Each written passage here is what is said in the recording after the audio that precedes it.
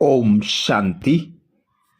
स्वयं भगवान पिता निराकार परमात्मा संगम युग पर हम आत्माओं को श्रेष्ठ मत देकर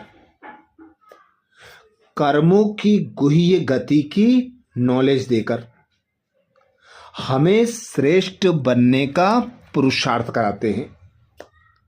बाबा कर्म अकर्म विकर्म की गुह्य गति समझाते हुए कहते हैं, कोई भी कर्म करने के पहले जो बाप दादा द्वारा विशेष शक्तियों की सौगात मिली है उनको काम में नहीं लाते हो, सिर्फ देखते सुनते खुश होते हो, परंतु समय पर काम में न लाने के कारण कमी रह जाती है।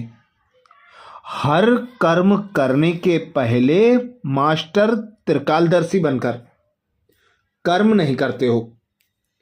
अगर मास्टर त्रिकालदर्शी बन हर कर्म हर संकल्प करो व वचन बोलो तो बताओ कब कोई कर्म व्यर्थ व अनर्थ वाला हो सकता है।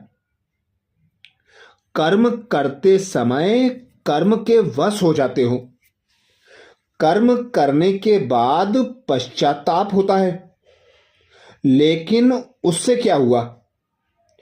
कर्म की गति व कर्म का फल तो बन गया ना। इसलिए इस कर्मों की गुह्य गति को जानकर त्रिकालदर्शी बनकर हर कर्म कहो।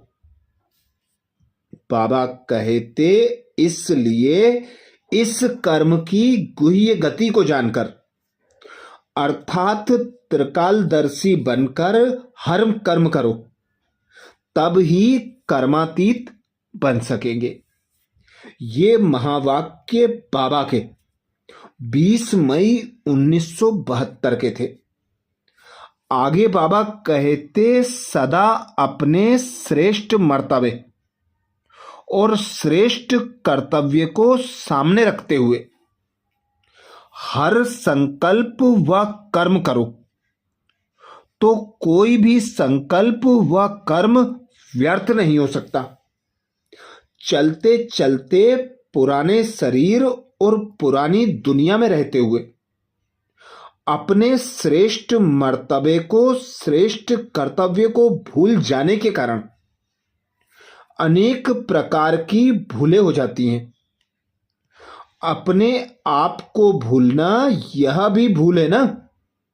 जो अपने आप को भूलता है वह अनेक भूलों के निमित्त बन जाता है। ये महावाक्य भी 20 मई 1972 के थे। आगे बाबा कहते, इस कर्म क्षेत्र पर कर्मयोगी बनकर हर कर्म करते हो, जबकि नाम ही है कर्मयोगी। यह नाम ही सिद्ध करता है कि योगी हैं, अर्थात निराकारी आत्मिक स्वरूप में स्थित हो कर्म करने वाले हैं। कर्म के बिना तो एक सेकंड भी रह नहीं सकते।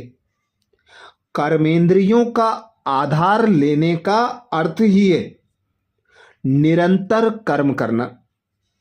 तो जैसे कर्म के बिना रह नहीं सकते, वैसे ही याद या योग के बिना भी एक सेकंड रह नहीं सकते। इसलिए कर्म के साथ योग भी साथ साथ है। ये महावाक्य 16 अक्टूबर 1975 के हैं।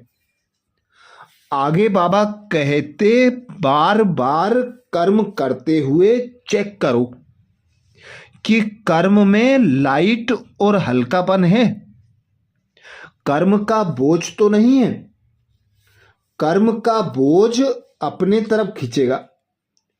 अगर कर्म में बोझ नहीं तो अपने तरफ खिंचाव नहीं करेगा, बल्कि कर्म योग में परिवर्तन हो जाएगा।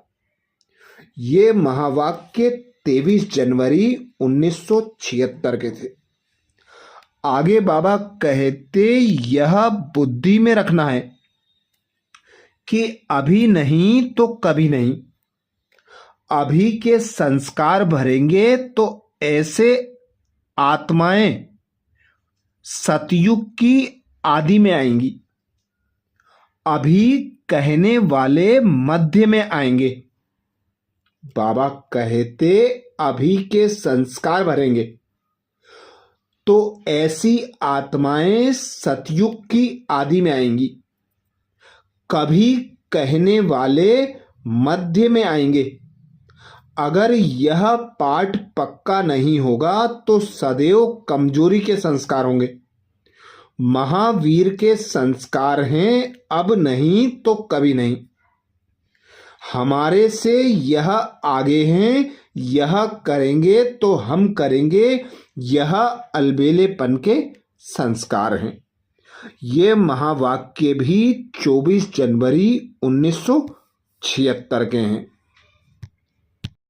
आगे बाबा कहते संकल्प को, समय को, श्वास को, ज्ञान धन को, स्थूल तन को, अगर कोई भी एक खजाने को मनमत से व्यर्थ भी गवाते हो तो ठगत नहीं हुए।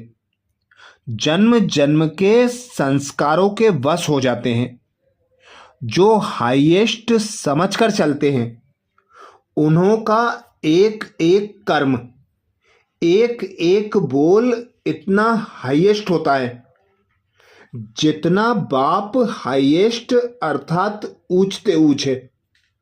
कोई भी संकल्प व कर्म करते हो तो पहले चेक करो कि जैसा ऊंचा नाम है वैसा ऊंचा काम है। जब संकल्प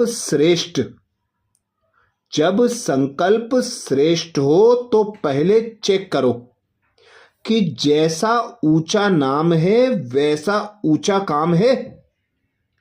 जब संकल्प श्रेष्ठ हो जाएंगे तो बोल और कर्म ऑटोमेटिकली श्रेष्ठ होंगे। आगे बाबा कहते कई ऐसे भी समझते हैं कि कर्म कर लिया, पश्चाताप कर लिया, माफी मांग ली, छुट्टी हो गई। लेकिन नहीं, कितनी भी कोई माफी ले लेवे, लेकिन जो कोई पाप कर्म व व्यर्थ कर्म भी हुआ तो उसका निशान मिटता नहीं है, निशान पड़ जाता है। रजिस्टर साफ स्वच्छ नहीं होता। इसलिए ऐसे भी नहीं कहना कि हो गया, माफी ले ली।